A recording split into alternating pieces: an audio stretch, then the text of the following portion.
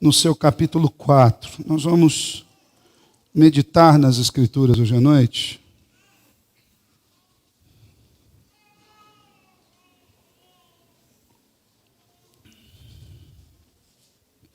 Carta de Paulo aos Colossenses, no seu capítulo 4, nós vamos ler 2 versos apenas, versos 10 e 11. Colossenses, no seu capítulo 4, versos 10 e 11. Parte das saudações finais do apóstolo Paulo à igreja de Colossos.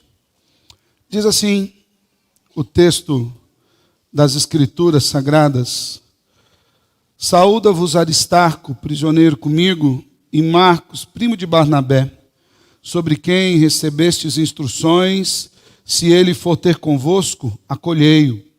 E Jesus, conhecido por justo, os quais são os únicos da circuncisão que cooperam pessoalmente comigo pelo reino de Deus. Eles têm sido meu lenitivo. Em outra versão, diz: eles têm sido uma fonte de ânimo para mim. Vamos orar? Obrigado, Senhor, porque o Senhor nos dá a oportunidade de agora abrirmos a Tua palavra e meditarmos nas Escrituras. Queremos lhe pedir, Deus, que em nome de Cristo Jesus, o Senhor venha falar conosco, o Senhor venha nos edificar, nos fortalecer, nos instruir, tocar em nós com graça pelo poder do Teu Santo Espírito, que age por intermédio da Tua palavra, Senhor. É assim que nós oramos em nome de Cristo Jesus. Amém e amém. Você já experimentou alguma vez na sua vida a sensação de ter dado errado?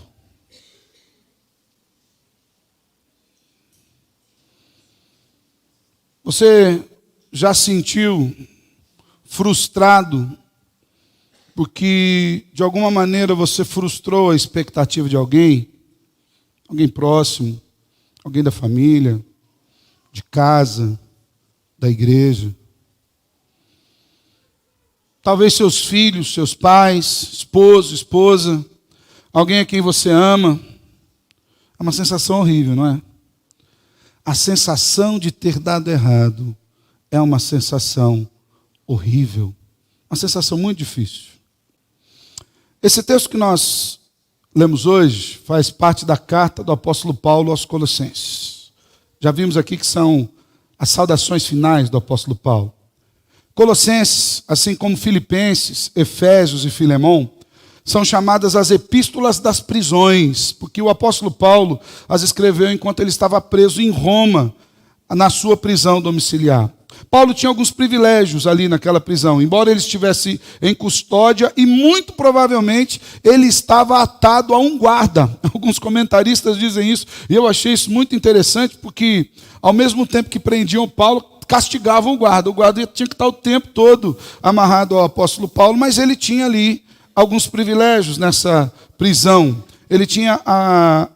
Lhe era permitido, por exemplo, escrever cartas, receber visitas e estar na presença de alguns companheiros.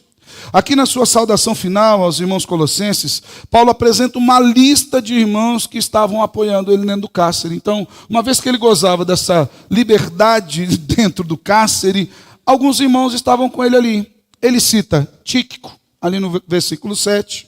Ele cita Onésimo, a quem ele mandou de volta, entregando a carta a Filemão. Ele cita Aristarco.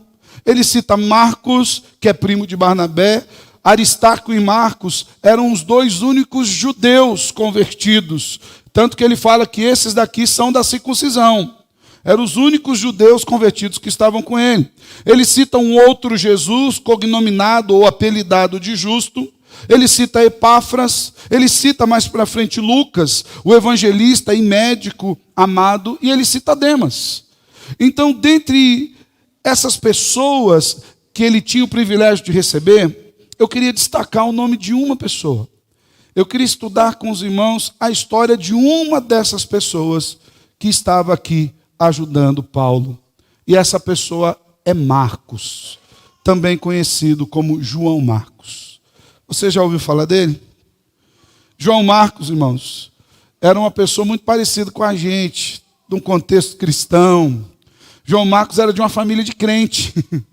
Esse João Marcos que estava com Paulo lá no final, na cadeia em Roma, ele era de uma família cristã. Pedro e João, assim que saíram da prisão lá de Herodes, foram numa reunião de oração que acontecia onde? Na casa da mãe do João Marcos. Lá em Atos 12, versículo 12, diz assim: considerando ele a sua situação, no caso Pedro, resolveu ir à casa de Maria, mãe de João, cognominado Marcos, onde muitas pessoas estavam congregadas e oravam. Marcos era o nome latino, mas o seu nome judaico era João. Ele era um da circuncisão. Marcos significa aquele que defende. Esse Marcos é o mesmo autor do Evangelho de Marcos. A história de Marcos é lindíssima, porém é uma história que vem cravejada de alguns fracassos. Por volta do ano 40, João Marcos foi com Barnabé e o apóstolo Paulo para Jerusalém. Isso lá está relatado em Atos, capítulo 12, no versículo 25, que dizem que Barnabé e Paulo, cumprida a sua missão, voltaram de Jerusalém, levando também consigo João, apelidado Marcos. Por volta do ano 47, tem início a primeira viagem missionária do apóstolo Paulo, juntamente com Barnabé, na qual João Marcos, como primo de Barnabé, foi levado como auxiliar. Atos 13, versículo 5, diz que chegados a Salamina, anunciavam a palavra de Deus nas sinagogas judaicas. Tinham também João, no caso João Marcos, como um dos seus auxiliares. Veja bem, João Marcos era um jovem promissor.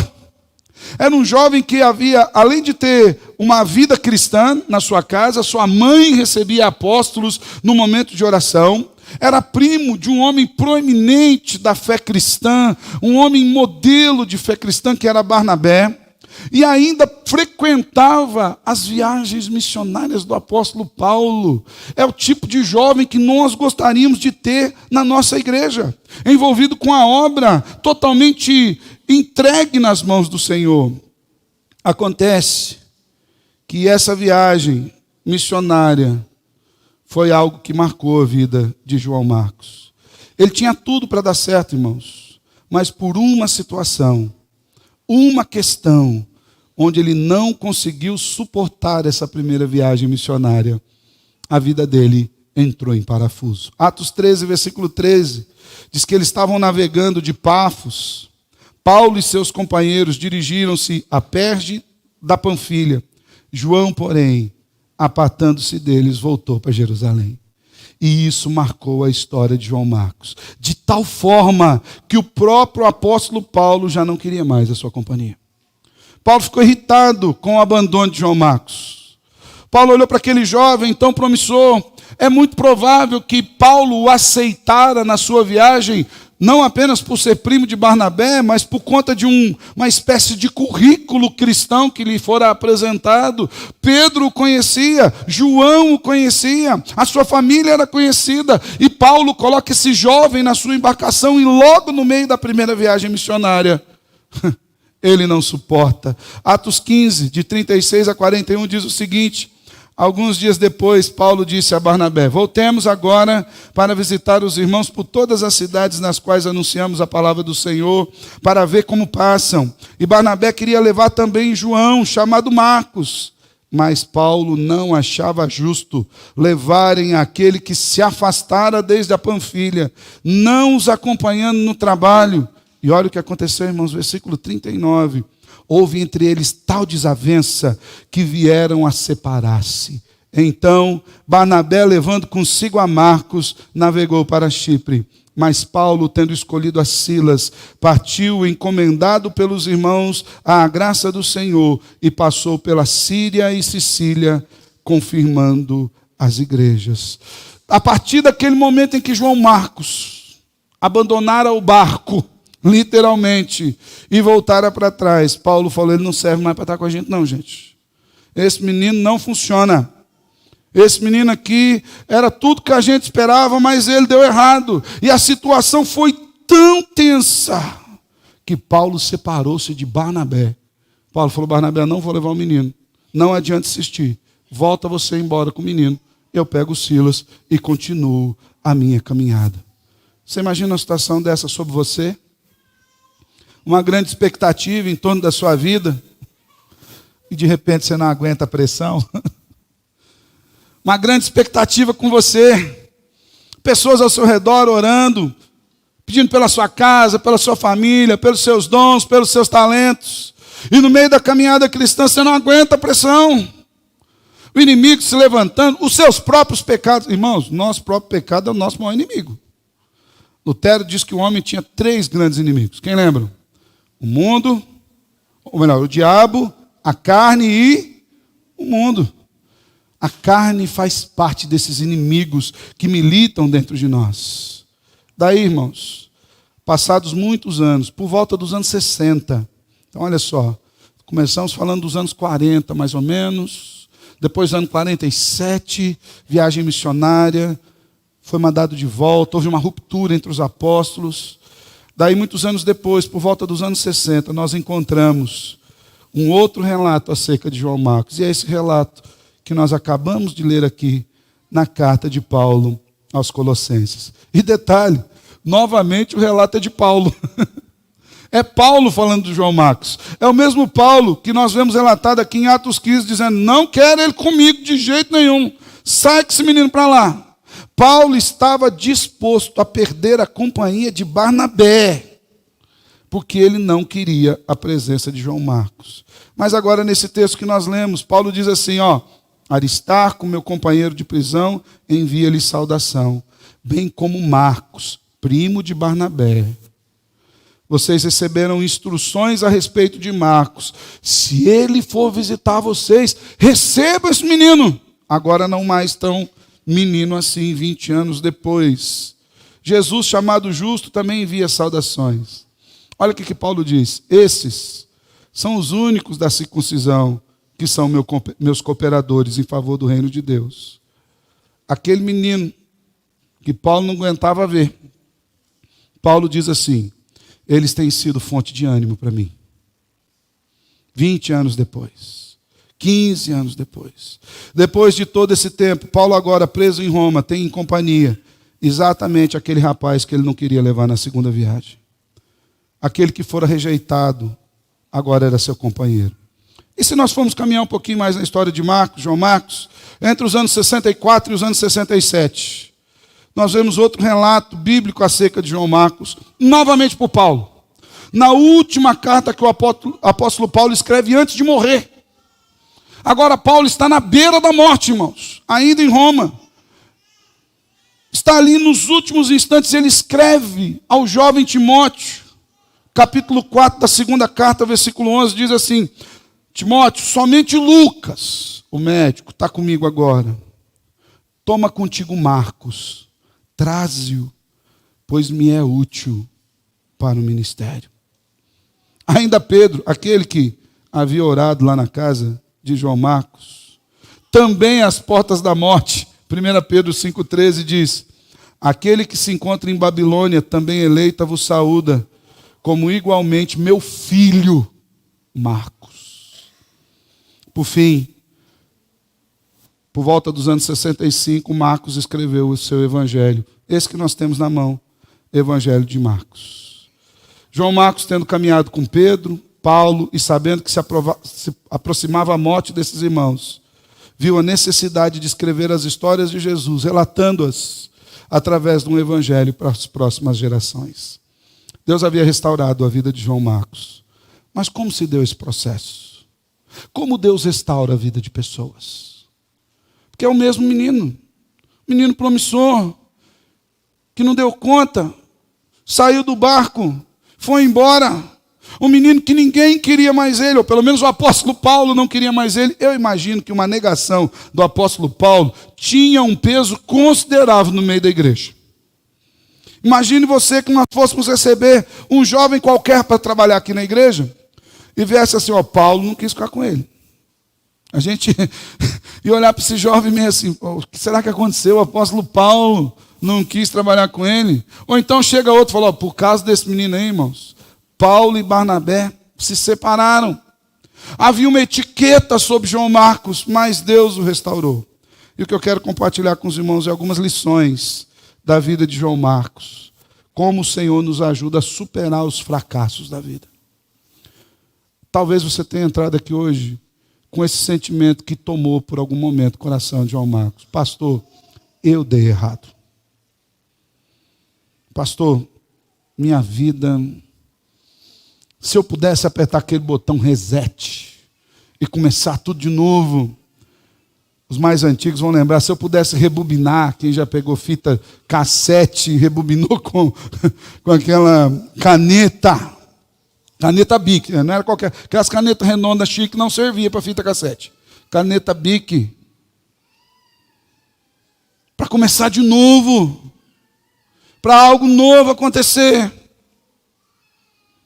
Mas Deus é um Deus de toda restauração. Cantamos aqui, Ele é o Deus que não nos deixa, Ele é um Deus que nos renova, Ele é um Deus que nos fortalece, Ele é um Deus que tem planos perfeitos, projetos perfeitos, Ele é um Deus que não desiste de nos amar, como Ele não desistiu de amar João Marcos. 5 lições rápidas eu quero compartilhar com os irmãos sobre a vida de João Marcos, como nós podemos superar os fracassos da vida. A primeira delas é que toda pessoa tem uma história de fracasso. Irmãos, não se engane. Não existem super-heróis. Não existem super-perfeitos. Não existem crentes completamente intocáveis, impolutos. Todos nós, eu, você, todos nós, temos uma situação da qual nós nos envergonhamos. Temos aquele dia, sabe, aquele dia que se você pudesse apagar da sua história, da sua existência. Todos nós temos aquele momento que a gente fala, Senhor, bem que ele podia não ter acontecido. Todos nós carregamos uma marca que machuca a nossa alma. Todos nós, irmãos. Todos nós temos uma história da qual alguém sabe que a gente pisou na bola. Todos nós temos alguém que quando a gente encontra, seja na família, na rua, em qualquer lugar que a gente olha assim... Sabe aquele negócio? Eu sei o que vocês fizeram no verão passado. Todos nós temos alguém que sabe o que a gente fez. Aquele dia, em algum momento. Fora as histórias de fracassos que nós temos no nosso coração que ninguém sabe. Também todos nós temos uma história, um dia, um momento que nós carregamos aqui dentro, que só nós e Deus sabemos e que nós não contamos para ninguém. Aquelas histórias que nós guardamos no fundo da alma, aquelas que se alguém ficasse sabendo, a gente pensava assim, pastor, isso aqui ia arruinar a minha vida inteira, ia acabar com a minha história, com a minha trajetória. João Marcos fracassou quando ele voltou para trás e desistiu de continuar a viagem missionária com Paulo e Barnabé. Ele não deu conta, irmãos, de suportar a viagem. Já lemos aqui Atos 13:13. Ele parou. Talvez ele se assustou com a perseguição que Paulo e Barnabé sofriam. Talvez ele tenha se assustado com a tensão, e a tensão era constante, irmãos. Não imagine você que pregar o evangelho era uma espécie de veraneio ou de passeio turístico pelas rotas ali da Ásia Menor ou pelo sul, da parte da Itália, da Roma e da Europa. Pregar o evangelho era algo que trazia muita tensão. Você ia aportar no lugar e poderia ser morto, perseguido. Paulo já havia sido apedrejado. As pessoas não aceitavam. Paulo foi expulso da sinagoga depois de pregar o evangelho, o povo se converter. A situação era dura. A opressão era intensa. O medo, mar revolto, ventos uivantes, homens duros. Não imagine você que num barco como esse, singrando nos mares bravios, as pessoas falam, por favor, dá licença, deixa eu passar para cá. Lembro-me quando eu fui para Angola, aquela viagem missionária, e algo me chamou muita atenção ali, que era a forma como as pessoas se tratavam, como os homens se tratavam. E eles eram extremamente duros, como eu nunca vi na minha vida. Irmãos em Cristo no meio do culto. Se tivesse que levantar alguém do banco aqui, ele chegava falando, levanta aqui, sai do banco, senta lá no fundo. Fiquei meio assim. E um dos cultos que eu estava pregando, havia umas irmãs sentadas num banco ali, não sei porque que elas não podiam sentar ali, e veio um diácono e pegou aquela irmã pelo braço. Você sabe que você não pode estar sentado aqui, senta lá no fundo, aqui é o lugar para não sei quem. E eu parei ali no culto, fiquei olhando assim. E eu falava, e agora, continuo pregando ou não continuo pregando? Fora, irmãos, que a tradução era uma coisa do outro mundo. Quando você vai pregar para alguém traduzir, você fala o quê? Uma frase, separa e o outro traduz. Eu falei uma frase, parei, o outro olhou para mim. Pode continuar, você. Continuar. Aí eu falei outra frase, parei e falei, pode continuar. Quando for para falar, eu aviso. Falei uns 5 minutos. Vamos falar, pode você deixar que eu vou traduzir. Com meia dúzia de palavras, ele traduziu o que eu falei em 5 minutos. Eu falei, ou eu sou prolixo demais, ou essa língua é uma maravilha. Não pode. E depois do culto, eu peguei o braço daquele diácono. Eu estou falando de um homem de Deus, irmãos. Não estou falando de um diácono, pessoa que não tem fé. Aqui na nossa cultura, a gente já ia espantar. Até eu falei para ele, rapaz, se é na igreja, a SAF fazia um bolinho lá fora, o negócio ia ser meio tenso para você. Eu falei, mas por que vocês são tão duros? Ele falou, mas nós não somos duros. Eu falei, como?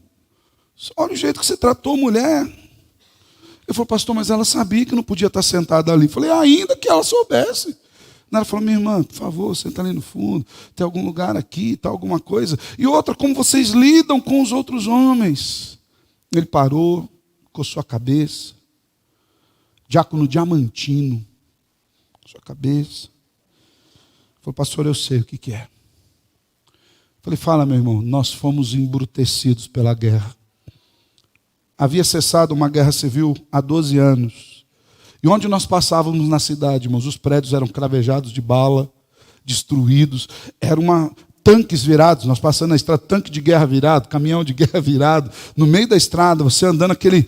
Uma coisa é você assistindo um filme, outra coisa é você passando de carro lá no meio, a 32 horas da sua casa. Sem celular pegando, sem contato, e você passa por aquilo ali, o coração vai apertando. Eu falei, mas me fale mais sobre isso. E o diácono Diamantino, inclusive, falou, pastor, nós precisamos tratar disso na igreja. Eu falei, irmão, precisa mesmo tratar disso na igreja. Ele falou, pastor, na guerra, ninguém tem tempo de pedir por favor. Não dá tempo de você explicar o porquê. Quando você diz sai daí, a pessoa simplesmente tem que sair. Senão uma bomba estoura, uma bala vem. Talvez João Marcos não suportou isso no meio do barco, irmãos. O menino enjoado, passando mal. Por favor, não tem por favor, rapaz, dá licença, o barco está no meio do mar. Tudo isso balançou a estrutura de João Marcos. Menino que fora criado em Jerusalém, na casa de uma mulher crente, que nunca tinha enfrentado a dureza de uma viagem como ele estava enfrentando aquela ali. Acontece que essa não é a história de João Marcos apenas, essa é a história da raça humana, essa é a história dos filhos de Adão, essa é a história de homens e mulheres que não dão conta de amar a Deus, essa é a história de pessoas como eu e você, que muitas vezes sucumbimos aos nossos pecados, que não damos conta de lidar com a nossa realidade, e às vezes criamos um mundo paralelo, e nos fechamos dentro dele e queremos que tudo ao redor encare o nosso mundo como normal, quando nós mesmos sabemos que estamos distante da vontade do Senhor. Às vezes a gente não dá conta. João não deu. João não deu conta. Essa é a história do apóstolo Paulo, um homem de Deus que num dado momento resolveu deixar um jovem pelo caminho. Essa é a história de todos os... Você consegue entender agora quando Paulo fala assim, o bem que eu quero fazer, eu não faço. Mal está constantemente diante de mim. Não estou dizendo que Paulo estava pensando nesse episódio. Mas fato é que ele, um homem naquela estatura de fé, deixou João Marcos, brigou com o Barnabé, falou, comigo você não vai não. Se vira para lá. Essa é a minha história. Essa é a sua história. Mas Deus tem restauração para nós na nossa história quebrada. Essa é a história do homem pós-Éden. Essa é a história daqueles que querem governar a própria vida. E a gente não dá conta. Segunda verdade que nós podemos aprender, segunda lição de como o Senhor nos ajuda a superar os fracassos da vida, é que todos nós, em algum momento, precisamos superar as dores da alma. Porque fracassar dói, irmão. Ser pego num pecado, num fracasso, dói. A gente fica envergonhado. A gente fica sem saber onde pôr a cara. João chegou quebrado em Jerusalém, irmãos. Ele fora rejeitado por Paulo. Como é que a gente lida com a vergonha da rejeição? Ou depois de um pecado? Irmão, só quem foi prego, corrigido num pecado, sabe o quanto é duro lidar com a vergonha.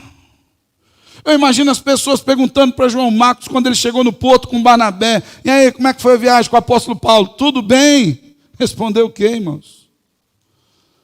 Talvez nós, depois que a gente já desistiu da carreira cristã, ou pisou na bola, ou foi envergonhado, ou foi disciplinado, ou qualquer coisa nesse sentido aconteceu conosco, que alguém chega: como é que está a vida com Deus? Vida com Deus? A gente tem dificuldade de pisar na igreja depois. A gente tem medo até dos abraços do povo. Se alguém vier te abraçar, já vai: isso aqui tem uma segunda intenção. Não pode. Já citei várias vezes o livro Impostor que Vive em Mim. Lê esse livro, irmãos. Lê esse livro. O autor, ele diz que muitas vezes a gente não dá conta de entender o amor de Deus sobre nós. E porque a gente se vê como pecador, a gente fala: Deus não pode amar alguém como eu.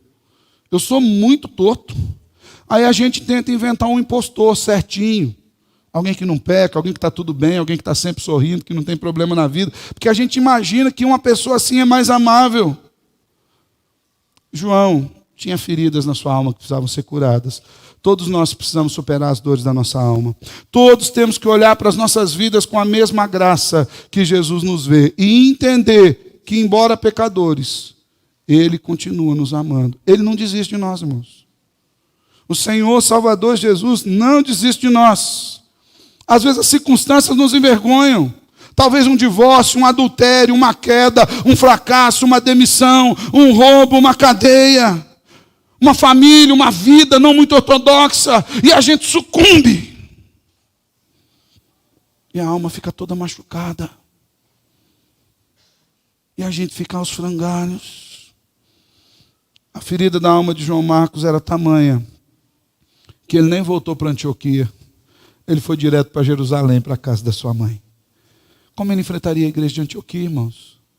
Os irmãos de Antioquia haviam estendido a mão sobre eles, dado a Deus, encaminhado eles na viagem. Como é que ele enfrentar a igreja?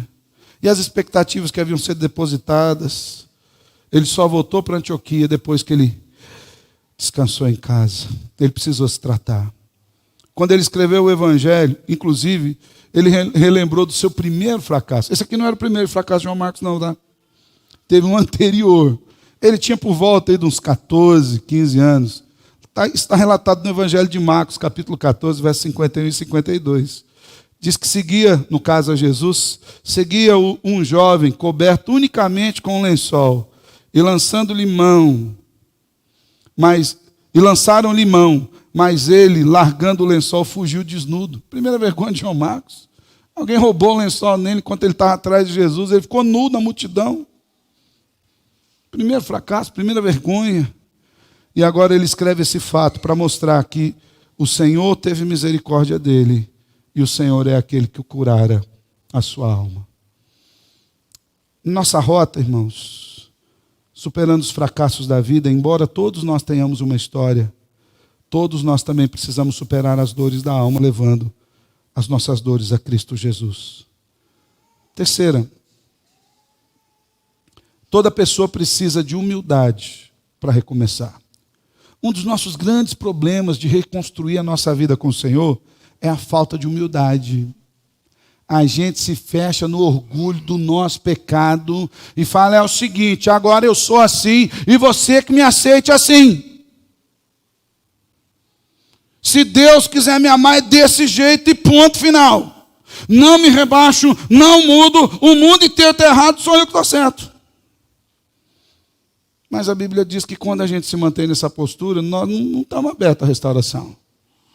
As pessoas precisam ter humildade para recomeçar, talvez humildade para pedir perdão. É difícil pedir perdão, viu, irmãos? É difícil. Quem já pisou na bola com alguém aí, e às vezes teve que falar: ixi, é difícil pedir perdão. É difícil reconhecer que errou. Sabe por quê? Isso quebra as nossas estruturas de imaginar que a gente tem razão o tempo todo. É difícil.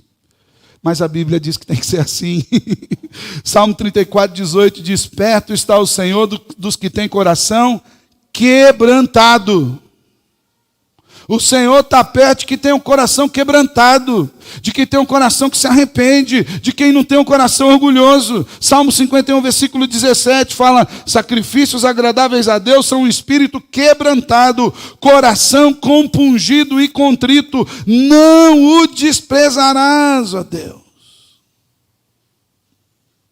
No processo de restauração das nossas vidas, nós precisamos ter a humildade de reconhecer que a gente não pode fazer nada por nós mesmos. Eu não dou conta, você não dá conta, você não dá conta, ninguém de nós dá. Nós precisamos de uma ação que está para além de nós. Até porque a gente está muito afetado pela nossa situação. Muitas vezes a gente não dá conta de largar o pecado porque a gente está afetado pela situação que envolve o pecado. Sabia disso? Porque para a gente largar o pecado, a gente vai ter que primeiro reconhecer. Reconhecer que pecou, que a gente errou. E quanto mais tempo a gente fica no pecado, mais difícil o negócio fica. Der mais tempo ainda para você falar: ai meu Deus. Aí você começa a lembrar de todas as coisas erradas que você fez, tudo que você falou, os caminhos que você andou e não tinha que ter andado. O problema é que muitas vezes nós respondemos pecaminosamente a essas ações de pecado, que até mesmo nós cometemos contra a gente. O recomeço geralmente é difícil. Precisamos enfrentar os nossos monstros, enfrentar os irmãos que muitas vezes até estão com o dedo em riste e com os olhares acusadores. Deixa eu falar um negócio para você, irmão. Quando a gente está em pecado, a gente tem uma mania de olhar para a igreja e falar: aqueles fariseus. O problema, pastor, é aquele povo. Sabe por que eu não vou na igreja? É um bando de hipócritas. Tem banco vazio, cabe mais um, pode vir para cá. Você que está em casa, tem banco vazio aqui. Cabe mais hipócrita aqui. Cabe mais doente aqui. Cabe mais gente quebrada aqui. Cabe mais gente que deu errado, como a gente deu errado também. Igreja é um grande hospital. Assim como você não pode reclamar que dentro do hospital tem doente, você não pode reclamar que dentro da igreja tem pessoas que ainda não sabem tudo de Cristo. Porque nós estamos aqui para aprender. É na caminhada diária. Quando a gente olha para a igreja com esse olhar, significa que o nosso coração está longe de qualquer tipo de quebrantamento. A gente ainda está tentando arrumar uma justificativa para aquilo que é injustificável. E a gente fala: aquele povo, pastor, que está lá só para dizer que eu não venho. Tem uns que estão aqui para dizer que não vem mesmo, bem. Louva a Deus pela vida deles também. Faz a gente orar mais, faz a gente perdoar mais, a gente chega mais perto do Salvador Jesus. Às vezes sou eu que vou dar umas caneladas em você, às vezes é você que vai dar umas caneladas em mim. E nós vamos caminhando, vamos chegar na glória e vai acabar com tudo isso. Aleluia, amém? Mas aqui é o lugar de restauração. Porque aqui, embora a gente esteja aqui, o Salvador também está aqui com a palavra. O poder do Espírito Santo se move na palavra. O Salvador quebra os nossos corações com a palavra. É preciso humildade, às vezes, para encarar as consequências do pecado. Muitas vezes o pecado traz ruptura, irmãos. Ruptura da família, perda de emprego, situação financeira, situação econômica, social e por aí vai. O problema é que o pecado nos vende uma virtude, nos arrebenta e esconde a porta de saída. É assim que acontece com a gente. Sabe aquele negócio? Vai que vai dar certo. Não deu, e agora? Agora se vira, o problema é seu. É mais ou menos assim. Às vezes é preciso encarar as consequências. E não é fácil encarar as consequências. Já falei de pedir perdão, de nos humilharmos diante do Senhor. Ricardo Gondim, nos tempos áureos do Ricardo Gondim, hoje está tenso, Ricardo Gondim, irmão, está tenso. Eu não consigo entender, ou melhor, eu consigo entender, todos nós temos uma capacidade de pecar insuportável. Se não é a graça de Deus controlar a gente, você não sabe o que a gente vai virar aqui. Irmão, põe com a sua cabeça, irmãos. Se não é a graça e a bondade de Deus não permitir que a gente desenvolva todo o nosso potencial pecaminoso, há misericórdia de nós. Ricardo Gondim, nos áureos tempos, eu assisti esse sermão dele, ele dizia que todo pecado, todo qualquer pecado, não importa contra quem seja, não importa se é contra seu amigo, sua família, todo pecado, em primeiro lugar, é um punho cerrado contra a face de Deus. É dizendo, eu me governo, eu faço do meu jeito, eu mando em mim. Todo pecado é fruto da nossa arrogância. E o Senhor nos chama ao quebrantamento. De nos humilharmos diante do Senhor. Jeremias diz, põe a boca no pó, quem sabe ainda há misericórdia. Pedro diz, Deus existe aos soberbos. Deus dá graça aos humildes. Humilhai-vos, portanto, diante da poderosa mão do Senhor. Humildade para ir ao trono de graça e buscar socorro em Deus. Deus não nos rejeita. Deus não tem vergonha e não tem problema em colocar suas mãos santas na nossa sujeira para nos tirar do lamaçal e nos libertar das garras do pecado. Existem pessoas que permitem que a sua dor lá do passado endureça o seu coração. E em vez de levarem seus fardos carregados e pesados para o Salvador Jesus, tentam fugir dele. Eu vou dizer um negócio para você, irmãos. Fugir de Jesus é um cansaço insuportável.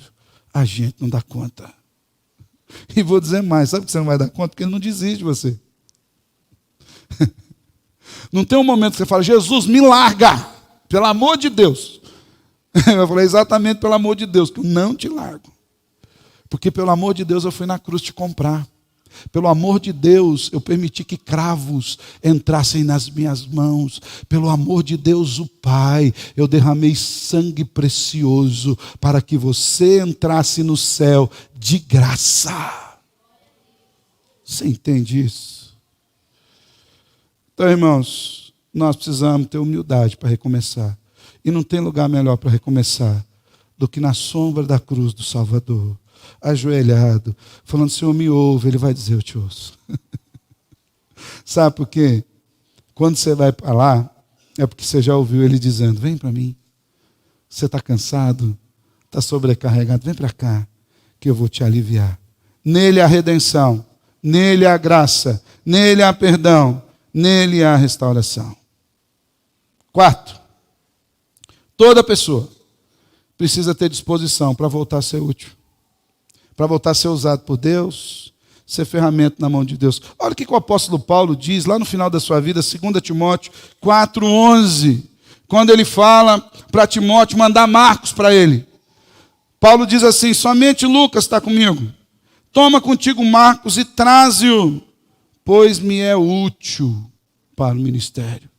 É o mesmo menino que tinha dado errado. É o mesmo menino que havia fugido. É o mesmo menino que havia sido rejeitado. Agora um homem restaurado pela graça do Salvador, com a alma curada pelas chagas de Cristo Jesus. Um homem que foi quebrantado pelo poder do Espírito, transformado pelo Senhor. Agora Paulo diz, traz ele para mim porque ele é útil.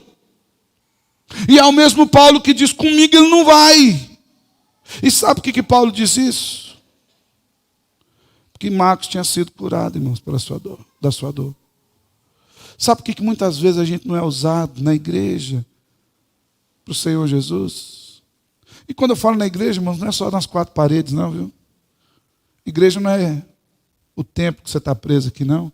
Quando eu falo usado na igreja, no dia a dia, no testemunho diário, com um amigo, com alguém da família, com aquela pessoa que chega para você e está precisando de alguma coisa. Sabe que às vezes a gente não tem uma palavra boa para dar? Porque a gente está azedo. Como um limão, a gente está machucado por dentro e a gente ainda não reconheceu que só o Salvador tem palavra boa para a gente. O coração de Marcos estava aberto para ser usado por Deus, porque ele sabia das suas limitações e ele havia levado cada uma delas aos pés da cruz de Cristo Jesus. A gente precisa aprender que restauração não significa que a partir de agora a gente vai ser 100% certo. Restauração significa que a partir de agora eu reconheço quem é 100% certo e deposito a minha vida nas mãos dele, na graça de Cristo Jesus. Marcos foi perdoado pelo Senhor, assim como Pedro foi. Marcos foi perdoado por Paulo e também perdoou Paulo. Que Marcos poderia chegar no final da vida e falar: agora, chama a mim? Acha? Me rejeitou? Fica aí sozinho, vai para cadeia. Está vendo? Marcos, se fosse um crente moderno dos nossos dias, ia olhar para Paulo e falar: Deus pesou a mão nele. A gente tem umas coisas assim, irmãos. A gente tem uma mania de espiritualizar o pecado e tentar parecer que ele é bom. Ele é ruim, viu? Não é bom, não. Mas Marcos não age assim. Ele não desistiu de ser útil. Muitas vezes nós nos cansamos das lutas, mas nós não podemos desistir de servir ao Senhor. Sabe por quê? É o próprio Deus que nos renova. Lemos o texto aqui no começo. Os jovens se cansam e se fatigam, os moços de exaustos caem. Isaías 40, 31. Mas os que esperam no Senhor renovam as suas forças, sobem com asas como águias, correm e não se cansam, caminham e não se fatigam. Não é porque há forças neles, mas porque há força no Senhor que nos renova. Quinto e último lugar. Todos nós, eu e você, precisamos assumir o compromisso, pautado no entendimento de que o Senhor nos chamou para ser bênção. Um dos problemas pelos quais nós não restauramos a vida é que a gente só quer ser servido, a gente não quer servir nada, não. Sabe, na oração do Pai Nosso, a gente faz uma divisão. A gente só vai até o venha a nós. O vosso reino, cada um que corre atrás do seu. Tem muita gente assim. João Marcos entendeu que ele havia sido chamado para ser bênção. E que, embora ele estivesse carregado de limitações, o Deus que o chamou em nada era limitado. O Deus que me salvou, o Deus que te salvou, o Deus da palavra, não tem limitação alguma. Nós podemos confiar completamente nele. Nos anos 60, entre os anos 64 e 67, João Marcos é enviado a Éfeso para ajudar Timóteo. Ou melhor, a Éfeso para ajudar Timóteo, e depois Paulo chama ele de volta, falando: esse aí agora é útil porque ele está servindo. E por fim, irmãos, lá nos anos 65, ele escreveu o Evangelho, mostrando a vida e a obra do Salvador Jesus. João Marcos, tendo caminhado com Pedro, com Paulo, e sabendo que esses homens agora estavam perto de partir para estar com o Senhor, resolveu escrever a história do Salvador no Evangelho, para que a mensagem continuasse sendo pregada a todas as gerações. Agora ele estava preocupado em abençoar outras pessoas. Ele estava preocupado em servir a Deus. Hoje nós vemos um pouco nível de desejo em abençoar. Isso começa em casa. Às vezes a gente tem dificuldade de ver pais abençoando filhos.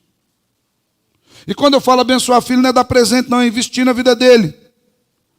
Hoje nós vimos aqui um exemplo de abençoar os filhos, com um testemunho, onde se apresenta o seu filho para o batismo e assume um compromisso de ensiná-lo e de educá-lo na doutrina do Senhor. Não há nada mais abençoador para o seu filho do que levá-lo à cruz de Cristo Jesus. Às vezes pais imaginam que abençoar a filha é dar uma roupa boa, uma roupa de marca, uma boa faculdade, uma boa escola. Se o seu filho for para o inferno, você perdeu tudo. Que investimento mais doido é esse? Você faria um investimento do seu dinheiro se você soubesse que, embora ele fosse render muito, no final você não ficaria com nada? Quem faria esse investimento aí? Vai render muito. Vai ser um dinheiro precioso. Você vai olhar lá no saldo, milhões de milhões. Mas na hora do resgate, perdeu tudo. Você faria um investimento desse? Mas a gente faz isso dentro de casa, com os filhos. Compra a melhor roupa, melhor sapato, gasta, trabalha feito condenado, paga a melhor escola, a melhor faculdade, e não dá o evangelho para ele. E aí, irmão, você perdeu tudo. É o pior investimento que você pode fazer. Pastor, então você está querendo dizer que eu não vou dar escola? Não é isso que eu estou querendo dizer. Você não precisa fazer um em detrimento de outro. Na verdade, você precisa fazer um por causa do outro.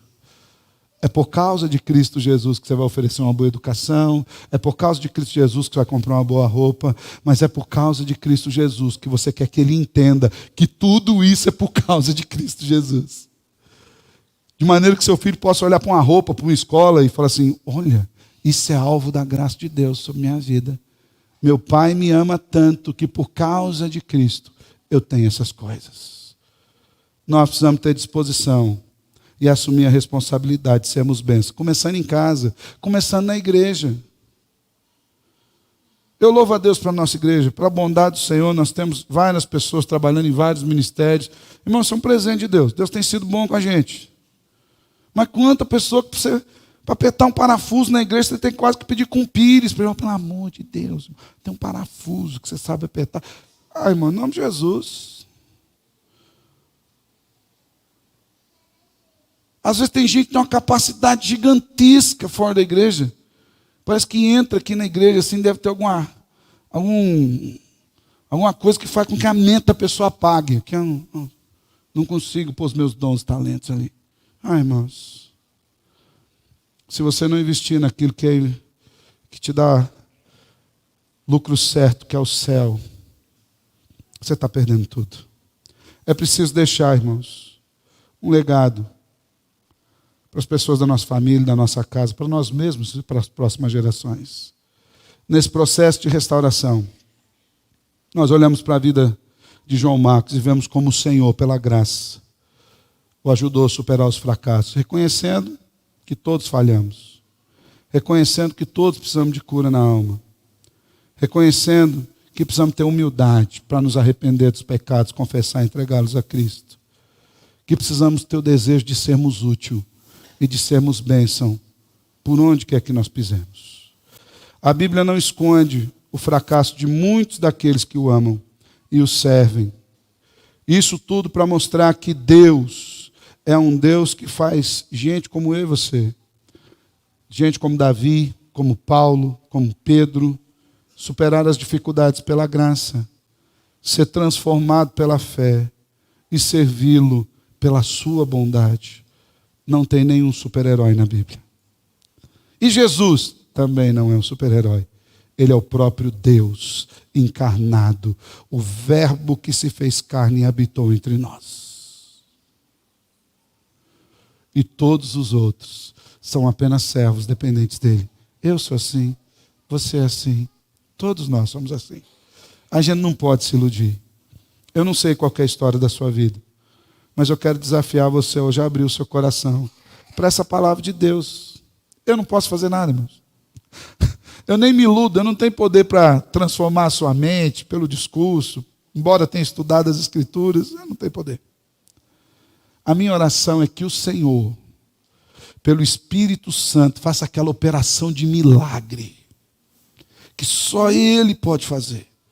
E Ele toque aí no seu coração, para que a palavra de Deus, movida por poder do alto, cure a sua vida.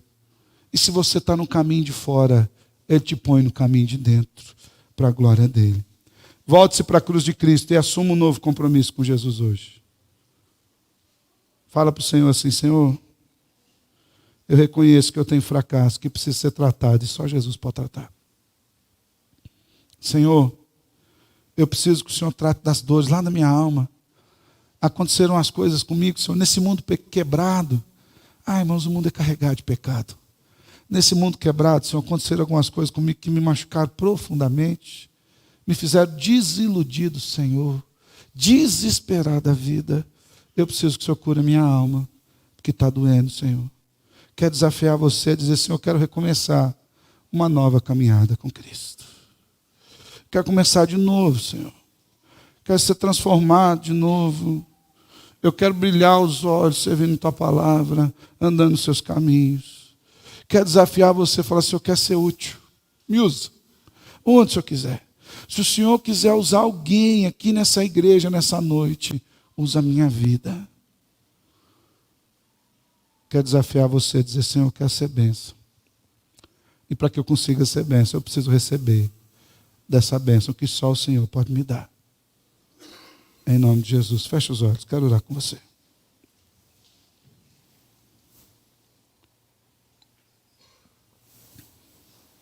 Senhor, a Tua palavra nos diz que o Senhor é o Deus de toda restauração.